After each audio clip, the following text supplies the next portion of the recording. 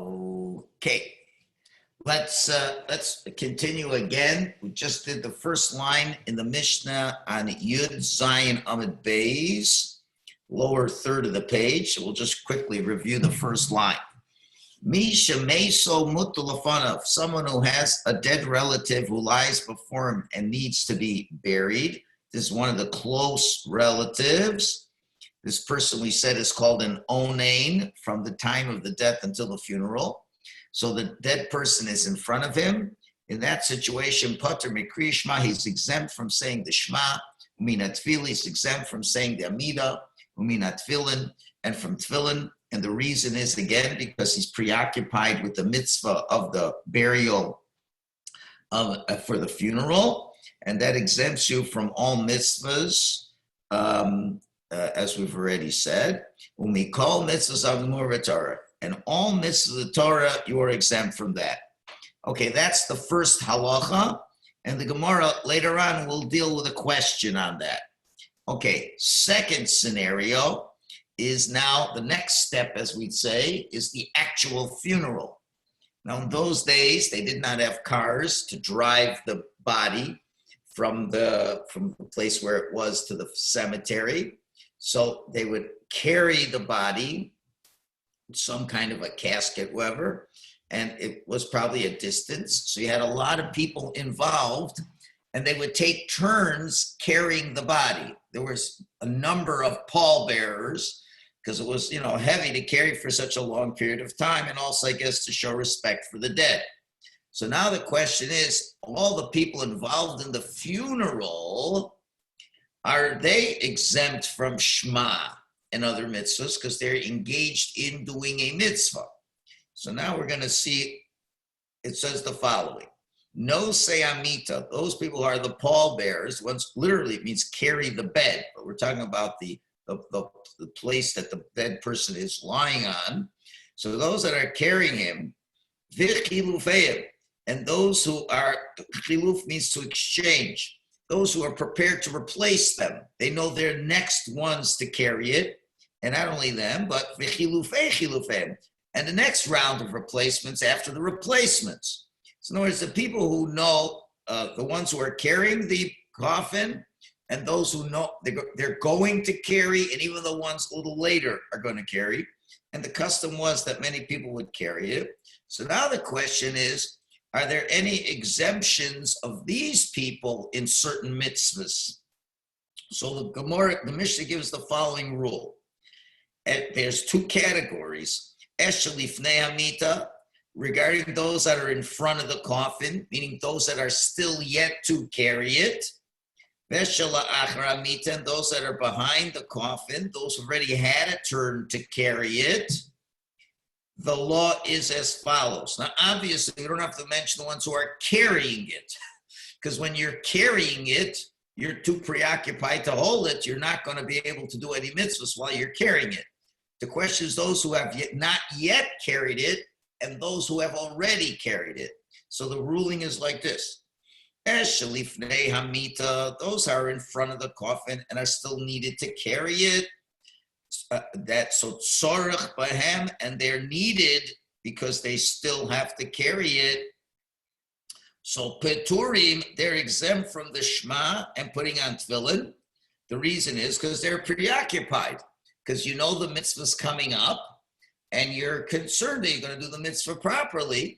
So that's not the time to say the Shema. It's not the time to put on tefillin. But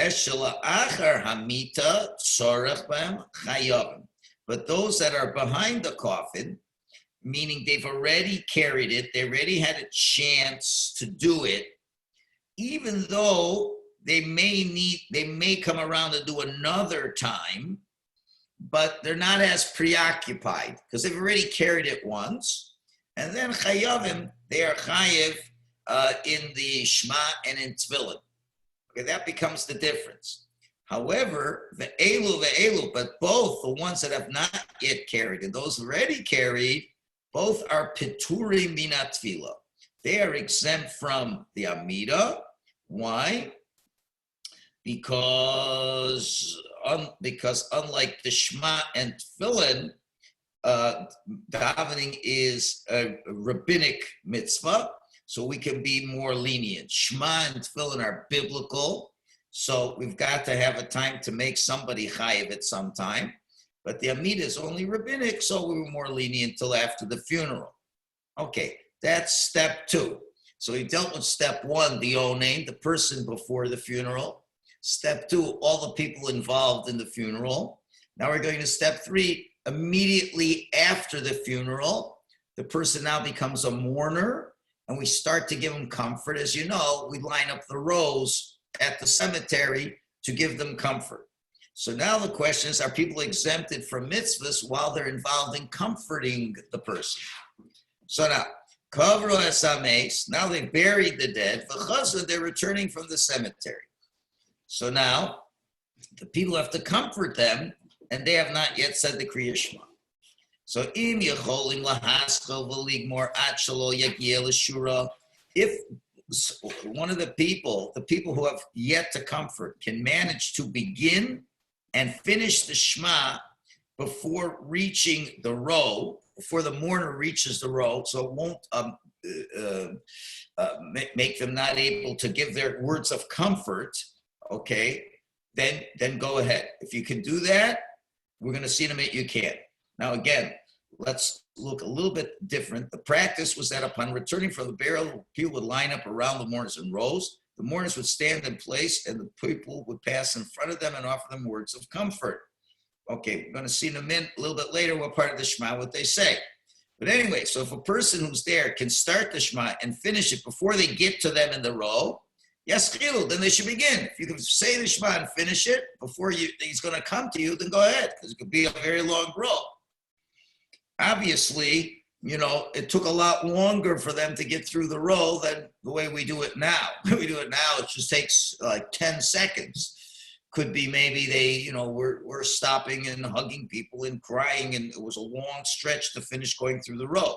So if you could say the Shema, start the Shema, finish the Shema, go ahead and do it. But if you're not going to have enough time, lo yaschil, you should not begin saying the Shema, because you'll have to stop in the middle. It's not good. Now, it seems that there were layers of rows, not just one row here and one row here, but each row would have rows behind it. So you have like an inner row where the mourner sees you directly and you see the mourner directly. Then you got, let's say, the outer rows. So ha'omdim b'shura ha'pnimis, those who are actually standing in the row that are mamish, going to be seeing the mourner. So that's called the inner row, okay? And they're giving the consolation that is being seen and heard, very upfront. So those people are peturim. They are exempt from the Shema. V'chitzonim chayovim, but those in the outer rows, they are obligated to say the Shema. Again, the difference being the ones in the inner row can see the mourners. You shouldn't be saying the Shema because you have to be able to give the words of comfort. But the people standing further behind in the outer rows who aren't going to really be speaking to the mourners anyway, so there's no reason to excuse them from the Shema because they're never really going to give the words of comfort. I mean, there's a lot of people, but, it seems in the times, like nowadays, it's more of a perfunctory thing we do. Guy walks through and we just say the words, and it's just like another thing we do. It seems in the days of the Gemara, it just said Hashem could comfort you. They're really giving the guy comfort, and it was taking a long time. It's like a quasi shiva visit. So that takes time. You remember talking to the person, not just calling out a refrain of Hamakom Yenachem Eschem. So the people in the inner row would see the person, engage in person, dialogue with the person, comfort the person. So that person, he can understand, is not going to be able to say the Shema, or if it's coming up or not. But if you're the outer row, you're just part of the masses, part of the Kavod Hames. It's an honor for the dead that a lot of people came out to the funeral, but you're not going to be in the inner circle to give words of comfort. So there's no reason why you should not say the Kriya Shema. The next section of the Mishnah are in parentheses. The reason is because they don't belong here, but they belong in the next Mishnah, so we will skip them as well. Okay, that's the end of the Mishnah. So we're 3 parts. Part number 1, the mourner at the time of Aninus, right after the death, before the funeral. Second stage was the funeral itself, people carrying the coffin. Third stage, giving comfort afterwards, vis-a-vis the mitzvahs of Shema and Tefillin, etc. So now we're going to go back to the first case of the Mishnah that said, if your dead is in front of you, you're an onain, you're exempt from mitzvahs, etc., etc. So the Gemara now is going to ask a question on that. The Mishnah seems to say, mutal lafonav in. It says when the body lies before you, the deceased is in front of you. Yes, that's when you're exempt from mitzvahs. The implication is, because the Mishnah said, mutal lafonav, meso mutal lafonav, the dead person's right in front of you. The implication is, ushe'ena mutal lafonav lo, but the body is not actually before you, then you're not exempt in mitzvahs. Let's say the deceased is in one room, the mourner's in another room. So this is a very interesting idea that we're going to flesh out now. The question is, when we're saying that an onain is exempt from mitzvahs, if you look carefully at the wording of the Mishnah says, if meso mutal lafonav, which literally means if the deceased is lying before you, which would imply that if the deceased is in front of you in your house or whatever, remember in those old days, they didn't have funeral homes, all right? So somebody died, they didn't have hospitals. So you died in your house. You kept the person in the house till it was time for the funeral. The Chevra Kedisha came into the house and did the Tahara in the house, okay? So the dead person would be very much in front of you. So it seems only if the dead person's in front of you.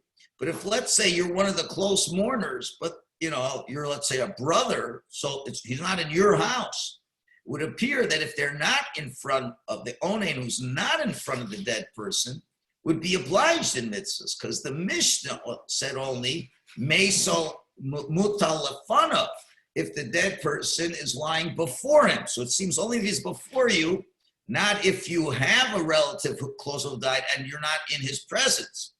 That's the implication of the Mishnah. However, we're going to ask from a brisa that says the opposite of that. It's a long brisa. There's only one part of the brisa that we need for this question. So don't lose track here. Veramina will show you a contradiction between this Mishnah and the brisa. It says clear, Mi shemeso mutal lefanov, if the dead relative lies before you. Number one, ochel b'bayis acher, the onain has to eat in another house.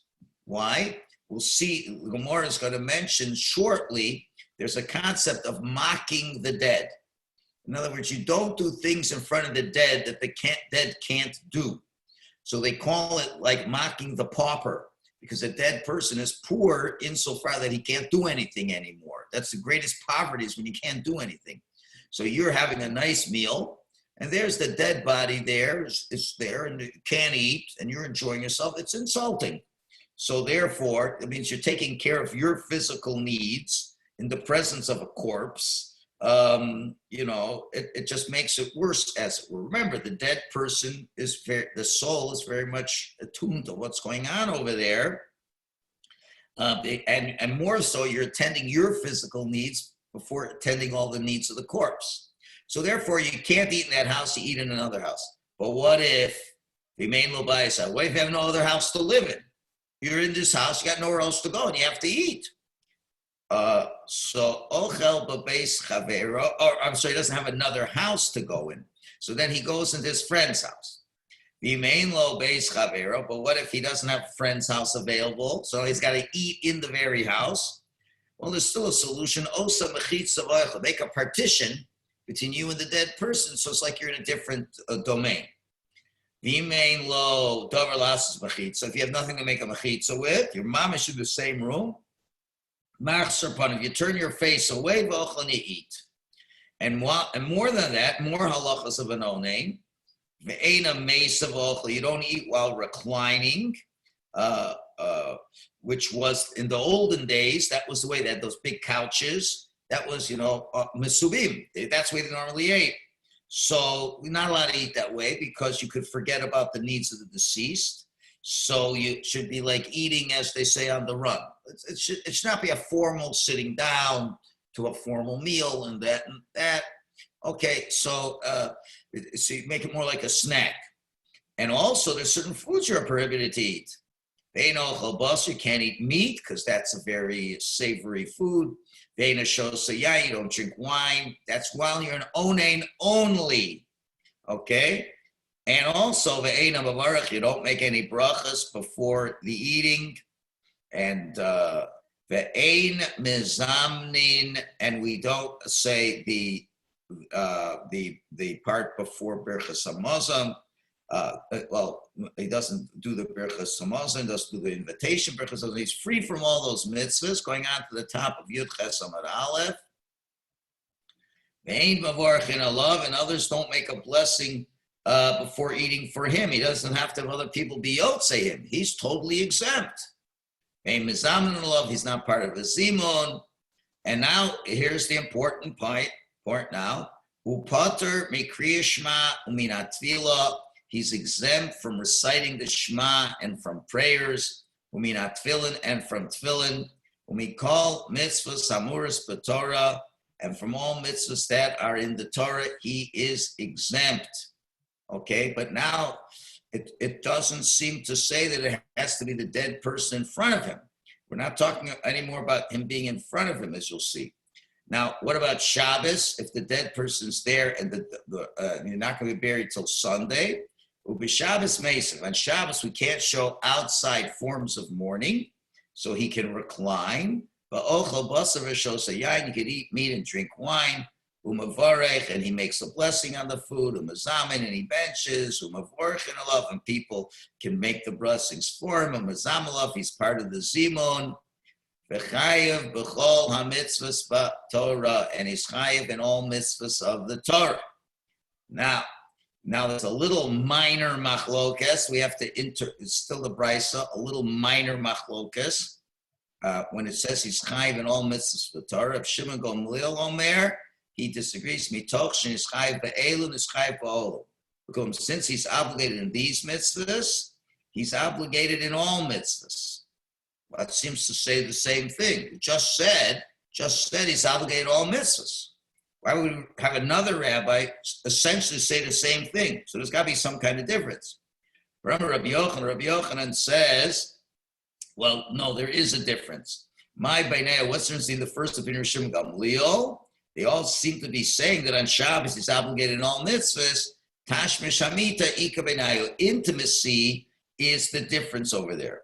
The Tanakama, although he's obligated in all mitzvahs, it just says he's obligated in all mitzvahs. But what they mean to say is, but he'd be exempted from one, which is being intimate with his wife.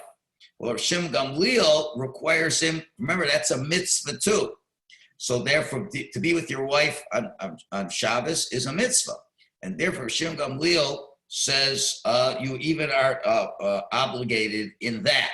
So when the first rabbis say Yechayiv in mitzvahs, it means, all mitzvahs, but not meaning the one with your wife. And that's where Shimon says, well, since Chayiv in all mitzvahs, he should also be able. See, the difference is intimacy. It's like this. It's a mitzvah, but it's also a pleasure. While other mitzvahs is not the same.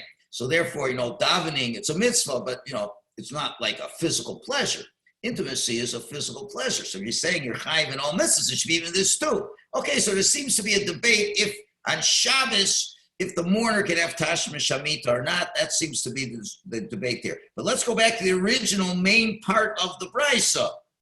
The main part of the brisa says, even if he's not in the presence of the body, that's what the brisa was saying. Ketani mias, in any event, the brisa teaches Pater mikriya shma uminat tefillah, that the mourner, even not in the presence of the dead body, is exempt from the shma in the tefillah, uminat tefillin, and from tefillin, and we call mitzvahs amura b'Torah, and all mitzvahs that are said in the Torah. Now, right now, when the Gemara is saying this contradiction, it assumes that the exemptions mentioned in the brisa refer even to the first cases of the brisa in which he removed himself from a different house. Remember, the Bryce was moving along, says if he's in front of the body, he can't do this, he should do this. That's it. Well, you try to remove yourself and go and put a mechitza or something, you're not in front of the body. And then as it continued, you're not in front of the body and you're chayiv in all mitzvahs. So our Mishnah said that only when you're in front of the body, you're exempt. Our Mishnah says, meso mutal lefanav. The corpse is in front of you. That's when you're exempt. This brisa says, as long as you're the relative of that person, even though the corpse is not in front of you, you're chayiv mitzvah. So that's a big contradiction. What is it? Does the dead person have to be in your presence, right in front of you, that you're exempt? Or even not in your presence? That seems to be the contradiction. So the Gemara is going to give a couple answers. Amar Rav Papa. Rav Papa resolves the contradiction by reinterpreting the brisa and showing that we made a mistake. Tirgama, you should interpret the brisa referring specifically to the last case when it says amachsir panav va'ochel, where he turns his face and eats, but in the presence of the body. So what the Gemara assumed that the Bryce was saying he wasn't in the presence of the body, he's saying no, only when he's in the presence of the body. So therefore it knocks out the whole contradiction. Since the Bryce didn't overtly say that, the Gemara assumed he was not in the presence, or Paul says, no, that's not how you learn the Bryce. So learn the Bryce that he's in the presence of the body. So that's one answer. Rav Ashi gives another answer, and he says like this, when the Mishnah says, meso mutal lefanav, the word mutal can have two interpretations. Mutal can mean lying, or like sometimes you say, there's an expression, oh, I got a lot of work on my plate, right? Now, is the work sitting on your plate? No, it's something you have to do, right? I got a lot on my plate. Yeah, you could have a lot of potatoes on your plate, but you could have 20 jobs you have to do today. So when we say mutal, it's resting. It could mean the dead person is resting literally in front of you, or the responsibility is resting on you. And that's another way of interpreting. Meso mutal, meaning the responsibility of burying the dead is lying before you. It's the responsibility that's before you and not the dead person. And that's how Rav Ashi interprets the Mishnah. Rav Ashi Amar, Kivan Shemutalov Lakovro, since he's responsible to bury this person, then it's Kamutal of Dami, it's as if he is in front of you, which now means not only is the dead literally in front of you, but even if he's not in front of you, and you've got some obligation to make sure that he's buried, you're also exempt from mitzvahs. And how do we know this? Shenemar, we see this from Avram Avinu. It says, "Vayokam Avraham meyal pnei meso." Avram got up from in front of the presence of the dead, his wife, and now it discusses all his efforts to buy a burial plot for her. V'nemar, and he says to Ephron and to the people, "Ve'etpra mesi milefonai," that I may bury my dead from before me. But it just said he left her presence. He left her, and it still says, "Let me bury the dead before me." But she wasn't literally before him, so that teaches us, Kolzman shemutal of cover, as long as you have the responsibility to bury the person, kemutal of dummy, it's like they're lying in front of you. And therefore, we see when the Mishnah says, meso mutal of it doesn't mean literally sitting in front of you, but the obligation is in front of you. So therefore, you're an onain and you're exempt from mitzvahs, even if you're not in the presence of the dead person, but there's a responsibility to bury them. So now we kind of put all the ideas together over here. So the Gemara now continues to challenge the Mishnah, because it seems then, meso ain, so it would appear that it's your dead. It's meso mutal lefanav. You're dead, your relative is in front of you, or responsible, you bury it, but would imply you're dead, aval meshamro, but someone who's just guarding the dead, it's not a relative, a shomer, lo, would not be exempt, because you watch, the reason we watch them is so mice shouldn't attack them or whatever. So it would appear only the relative, but not other people. Tanya, but we learned in a brisa, not like that. Hamishamer Sameis, a person who's guarding the dead, Afal Pishet Ames, even though it's not his relative, Potter is also exempt from Kriyishma and Tvila. Umina Tvilim call mitzvahs amor b'Torah, and all mitzvahs of the Torah you're exempt. So it seems that even if it's not your relative, as long as you're there, you're Potter. So the Gemara resolves the difficulty. Guess what? They're both right. Mishamro, someone who watches, Af Pishet Ames, even though it's not his relative, is exempt.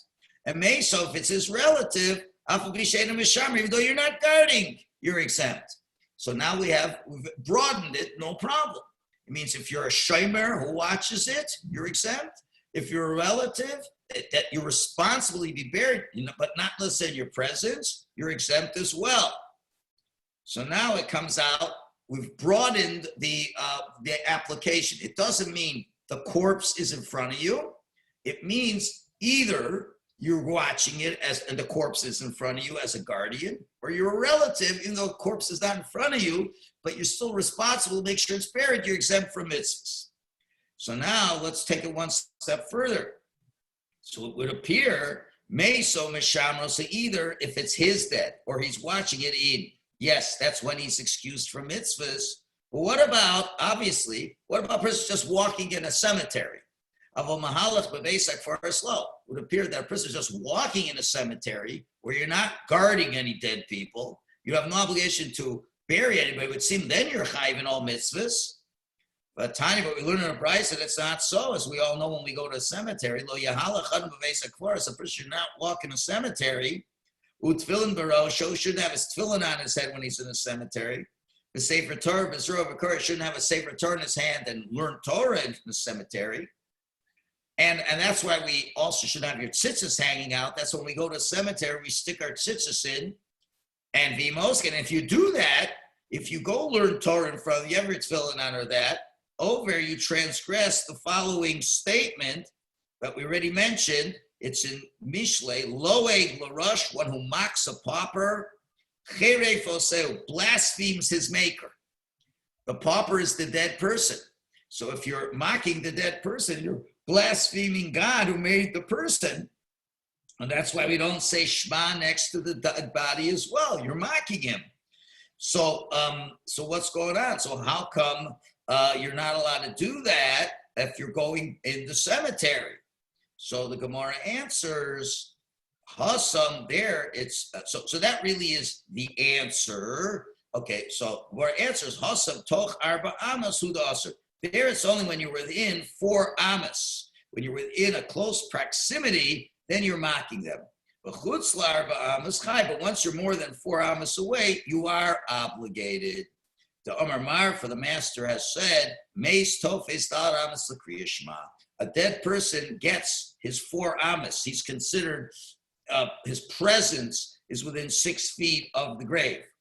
But here, in the case of someone who's preoccupied with the mitzvah of guarding a body, chutz l'dal amas nami potter. He's even potter, even further than 4 amas away, even 6 amas away.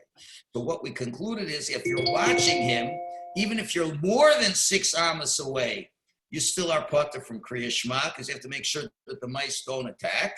But if you're right at the cemetery, right in front of him, you can't read. You shouldn't do mitzvahs to mock him. So in conclusion, if you're a guardian of a dead body and you're involved in the mitzvah of watching him, even if you're not within 6 amas, you're exempt from mitzvahs. If you're a close relative, even if the body's not there, you're exempt from mitzvahs. And now there's one more thing I have to add, or else we will walk away with the wrong impression. So it comes out, if someone's close relative dies, they're exempt from mitzvahs until after the funeral. Doesn't matter if the dead body is in their presence or the dead body's not in their presence, but as long as they have some involvement with the burial, or that even means they're still going to be at the funeral. But let's say what we had in this time during the COVID-19, where there was a number of mourners who their relatives died and they were not going to the funeral because you weren't allowed to go to the funeral. Okay, if you're out of town, you can't cross borders or whatever, right? So then what happens? So what happens is, if let's say the person dies on a Monday and the funeral's not going to be till a Tuesday, and the relatives who are out of town who are not going to be at the funeral, or for that matter, let's say you're a close relative and you're sending the body off to Eretz Yisrael, and the funeral will be, the interment will be a day later, and the relatives are staying home, then the period of Aninus ceases as immediately when it becomes apparent that you're not going to be involved anymore with the funeral. In other words, if let's say you've made the arrangements that the body is being shipped to Eretz Yisrael, and now you came to the airport, you saw the body get into the plane, whatever, and now it's Eretz Yisrael. At that point, even though the funeral didn't happen, the Aninus stops, and you start sitting Shiva even before the body's buried. And therefore, I had a rule for some of our members that when they told me that their mother or father died and they're not going to be at the funeral, so I told them that you start sitting Shiva right now. The Aninus stopped very soon as it became clear that they're not going to the funeral. So now the body's not in their presence. They're not involved with the burying anymore. They don't have anything more to do to be involved. So the Aninus stops, and then you start being a mourner right away. And it comes out interestingly, those people, since they start mourning a day before, they'll end their Shiva a day before the people who are out of town where the body is, will end it a day later. We won't have things in sync with that, and that becomes the halacha. Okay. Shkoyach, everybody. Have a great day and enjoy the weather. Thank you, Rabbi. Thank you. Shkoyach, thank you. Sei gesund.